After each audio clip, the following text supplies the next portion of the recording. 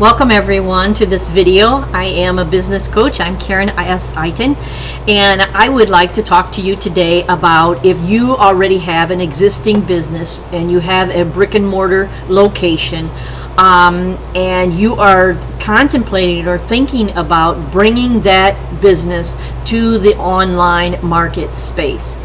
I think it's an awesome idea. There's a lot of people who can't get out right now. We're kind of like on hold almost, of going to different places to shop and things like that.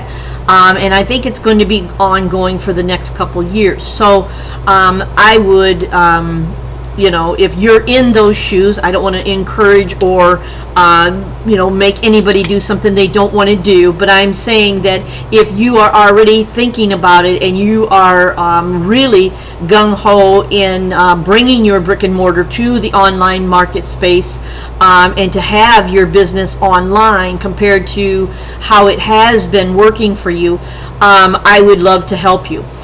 So I'm going to get into some different tips today that can help you to start to think about some of these things that you may need to do before you do this, before you make the change, before you,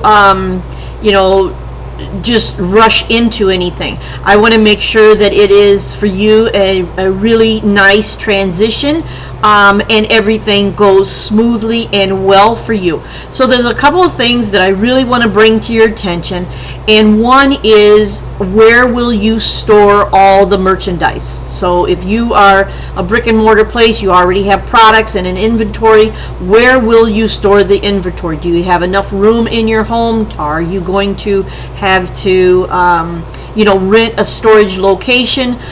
So start thinking about some of these things before you really do it, because then you can make the transition much smoother and better for you if you plan out what it is you're going to do.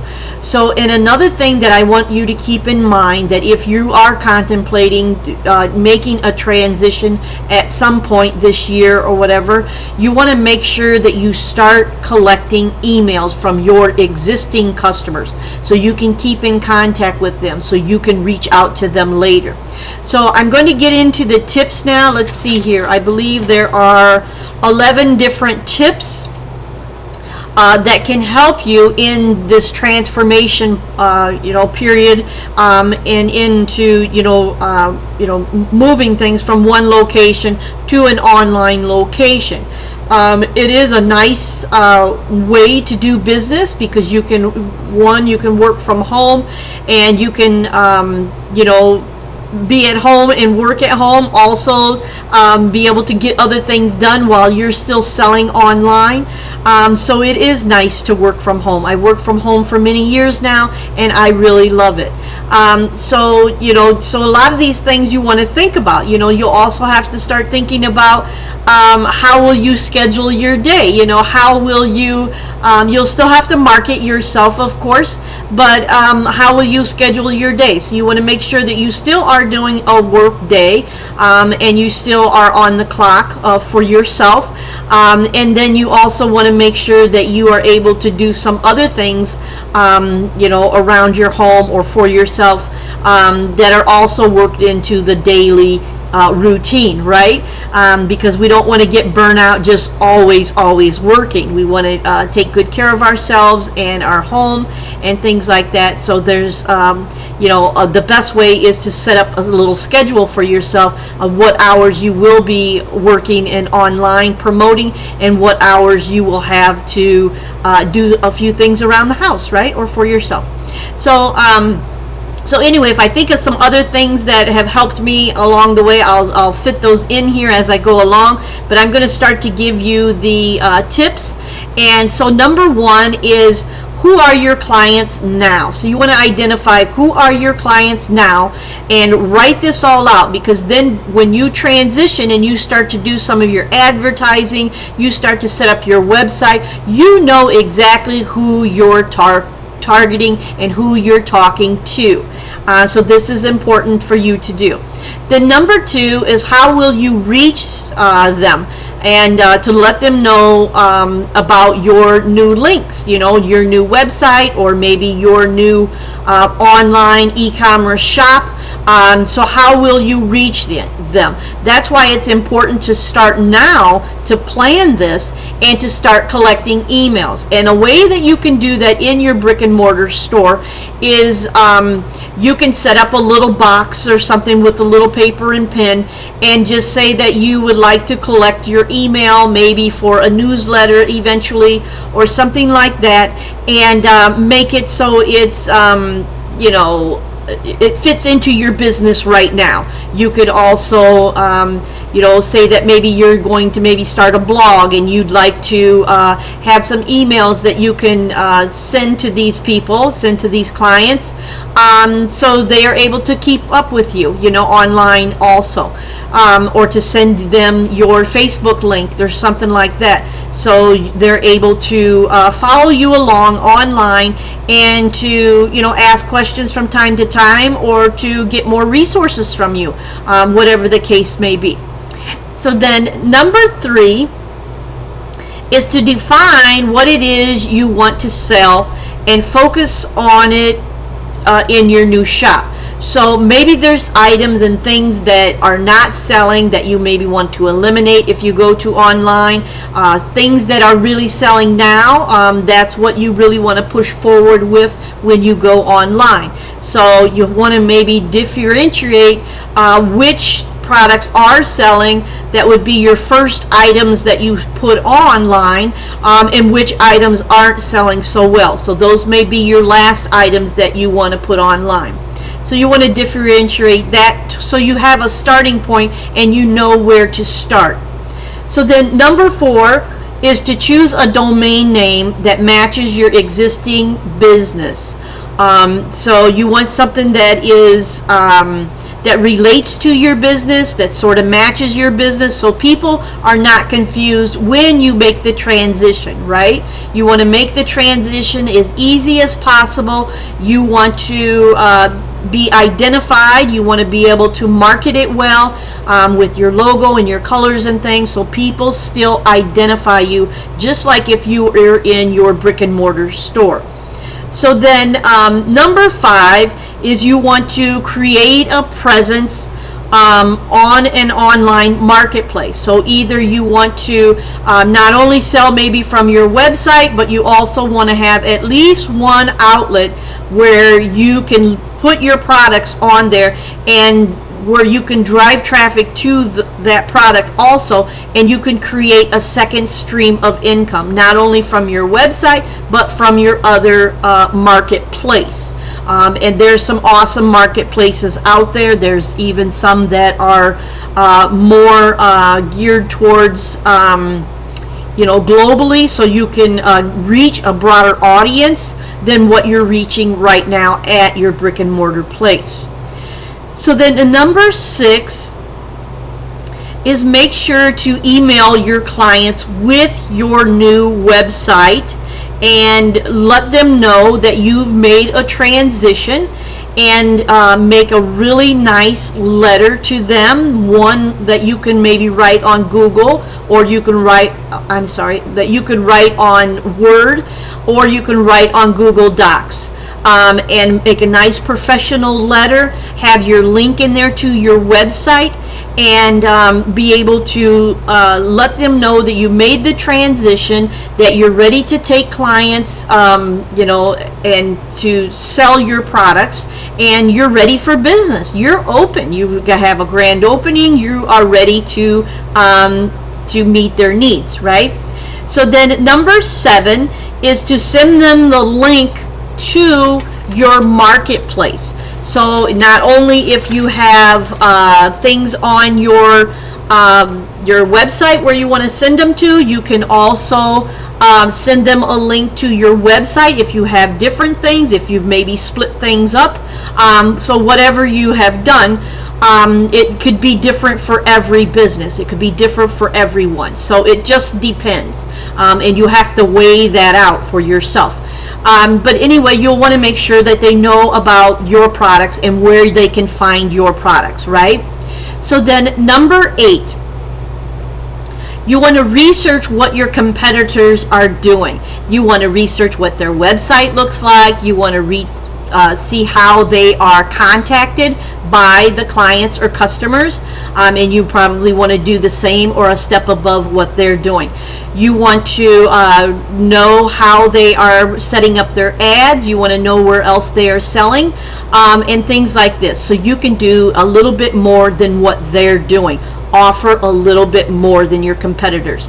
It makes you stand out stronger as a business owner. So then number 10, you want to photograph all of your inventory. Yes, you want to have nice, well-lit photos with nice, white, crisp backgrounds, so the product stands out more than anything else. That's what you're selling, and you're not selling backgrounds, you're selling the product. So you want to make sure that your product really stands out. It's the only thing that you want them looking at. And I can't stress this enough. I don't know how many times I go on different Etsy accounts and tweak Etsy accounts for free, and there's so much garble there. There's so much just different array of backgrounds. Well, we're not here to sell backgrounds. We're here to make money and to sell the darn product, right? So we want nice, white, clean, clear backgrounds that stand out your product. You want your product to really showcase well. So you want to do that. The other thing is number 10, so you want to research and know your shipping cost is huge. I cannot stress this enough. You want to make sure that you know exactly what product you're shipping. You know exactly the weight, the size of the box that you're going to be using. You want to be able to know the weight. You want to be able to take it to the post office or wherever you're going to ship from, and you know exactly what that product is going to cost you. And to keep track of what it's going to cost you, and to also keep a good eye on if the price goes up, so you're able to manipulate your pricing for shipping accordingly, or offer free shipping because you know exactly what that product is going to cost you to ship out, and you've raised the price up enough to where you're going to get that shipping amount back. Okay, so you want to make sure that you really are clear on what your shipping is going to cost you. This is the number one way that people online can go out of business quick, is because the shipping has been, really inflated. So you want to make sure you know what that shipping cost is going to be, and you stand true to your price on that, and you get your price back. So that is important to be online business. So then number 11, this is our last one. So number 11 is set up an online payment system. This is important. Many people like to use PayPal, but there's other ones out there. I love PayPal. I never had any problems with PayPal. They're easy to talk to. They're easy to call and to get through, to ask questions and different things like that, or to upgrade, or to whatever you want to do. But PayPal has worked really well for my husband and I, and we do like PayPal. There's also Square out there. We have a Square that we can hook up to our phone and do that if we are on site selling something. So that's handy to have as well. But you want a payment system that you feel confident and comfortable with, and that you're able to do business with. They will be able to take your payments and to have everything lined up for you, and you will be able to see things and to send out invoices if you need to, if you sell something that is not on a site or website or on a marketplace, but you're selling something and you need to send an invoice to someone. You can make a nice invoice there for your business and be able to send that to them through email. So it's really nice. They'll click on the link and they're able to pay, right? So that's what we want. Easy systems that work well for you. So I'm just going to mention a couple other things for tax purposes. So if you do have an online shop, sometimes it's hard to keep track of online, what you sold and then your taxes. So there's a couple different softwares out there. There is tax jar, and it will help you with, it's a software that will help you with your sales tax, and your calculations. So it might be something you want to check out. There's another one that's called Avalar.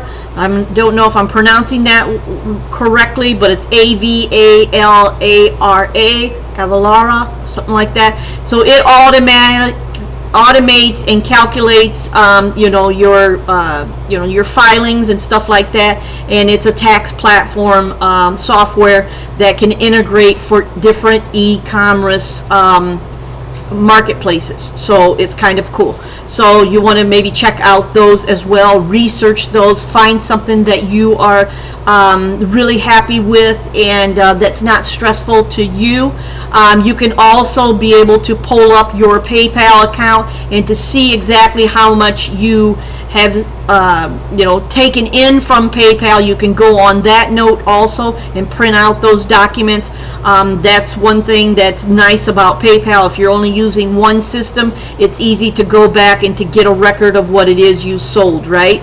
So you'll want to think about some of these things. So these things are really things that can help you to have an easy transition to an online business, to an online marketplace or website. I would advise you to do both. I think it's important to have your own stronghold in your own website. I do believe in that.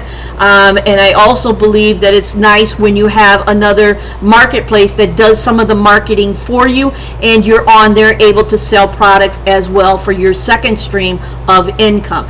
Something could happen to that other marketplace at any time. So if you have a stronghold and a website of your own, I think that's just smart. I think it's one way to go. So it's up to you though, however you view your business. Your business is all about you and how you feel about it, who it is you want to work with, who it is you feel comfortable in working with. And it's a big decision. It's a huge decision to to transform your life and to move from one location to another. I can tell you the story about when I had my brick and mortar location, my commercial location, when I was doing tailoring. I liked the interaction and having the commercial location, but you have a lot of bills that go along with it, and if you're not making that much money, you just have a small business, it's hard to compete with working from home, where you don't have that overhead. You don't have the light bill and the water bill and all of that. That you are more compacted, more at home, where you're already paying a light bill and a water bill, right? Where you just simplify things, you simplify your life. And working from home has worked so much better for me. I loved working from home. My customers didn't have any problem with following me to my home and to do work with me at my home. Customers are really awesome, I have to say. I mean, my customers that I had were very receptive to the change. They didn't have a problem in finding me. They didn't have a problem with going to a different location other than where I was already at. It was just smooth sailing. And if you make things very clear to your customers, you're upfront with them, you're clear about what it is you're going to be doing, you tell them in advance, at the end of the year I'm going to be moving my business to my home, at the end of the year I'm going to be working from online, I will be still taking in, maybe you'll still be taking in clients at your home. It depends on what type of business you have and how you want to deal with your customers. So it just is so personable, really it is. It's a huge decision. One that I had to, go over with myself for many months before I finally made the realization that this is the best thing for me. It was the best thing for me in my business. It was the best thing for my finances, and it was the best thing I ever did for my boys. I was able to see my boys go off to school, to come home. I was able to be right there with them if I got called from the school and I had to close up and go to the school and get them. So it really worked well for me, and I'm sure it could work well for you too. But you really want to make sure that you plan things out nicely. You really have a clear vision of what it is you're going to be doing, and how it is you're going to be setting up, and how it is you're going to be bringing in that cash flow. How is it you're going to continue that cash flow before you lock your door at your brick and mortar location. So I want to bring this to your mind. There's a lot of businesses probably contemplating this right now with the virus going on and people not going out to shop. So they're doing a lot more online. I know we're buying groceries online. We're doing more shopping online than ever. And so I just want to make sure that you do it right. And I'm here to answer any of your questions. I will be happy to help you along with this process and to be able to help you to build your business online and to get it innovated and to get it to where you can manage it yourself. You can see everything in front of you, have every bit of your product showcased in front of you, and you're able to make the transition quickly and efficiently and for long term. So if you'd like to reach out to me, again, my name was Karen S. Eiton. I am a business advisor, business coach, and I'd love to help you with your business and to make the transition. So if you'd like to reach out to me, I will put my link below where you can book a call with me. I'd be happy to sit down and talk to you. I do offer a free 30-minute call. I offer a paid call after 1 hour and a half, but it depends on what it is your needs are and how much information you want to gain from the call. So if you really want a lot of information and a lot of feedback, and then you might want to pay for the paid call where I give you all of my tools to make the move and to do what you want to do. But anyway, so I will do that, and I also offer a free webinar. If you'd like to go there and view my webinar, you can go there and learn a little bit more about me. You can learn about what it is I can offer you, and I would love for you to do that. I will put the link below. The website you would go to is KarenEitonFashionAdvising.com. I also not only have a free webinar there, I also have a really nice blog that talks more about opening a business and starting an online marketplace business. It talks about the Etsy marketplace for one, but there's others, and so yeah, and then you can also go there and take a couple courses or so in embroidery. So that's really all that I have for this video, but I would encourage you to get a hold of me, and so we can talk about how you can bring your business to the online market space, especially if you're not tech savvy and you need to be guided to be able to do this. I would love to be your coach and to help you do this. So thank you so much for watching this video. As always, it's a pleasure to bring you more business news and tips about how you can build your business and scale your business. So thank you so much for watching, and I will talk to you all real soon. Thank you.